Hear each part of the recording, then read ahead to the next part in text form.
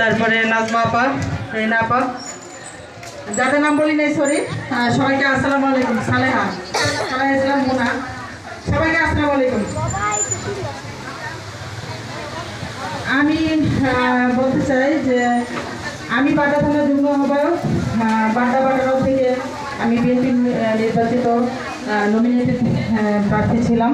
আমি নির্বাচন করছি এবং সাবেক মেম্বার। আসসালামু আলাইকুম। তো আমি আশা করি সবাই ভালো আছেন।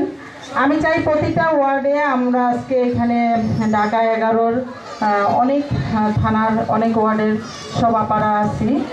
আমরা শুধু চাই যে সবাই আমরা মিলেমিশে, হ্যাঁ, যেমন ধরেন একজনের সাথে একজনের দূরত্ব আছে, বাকি একজনের সাথে একজনের মনোমালিন্য আছে, আমরা এগুলো কোনো সব কিছু ভুলে আমরা চাই যে আমরা সবাই মিলেমিশে, হ্যাঁ, আমরা খুব ঐক্যবদ্ধভাবে খুব সুন্দর শৃঙ্খলার মধ্যে আমরা সবাই মিলেমিশে কাজ করবো।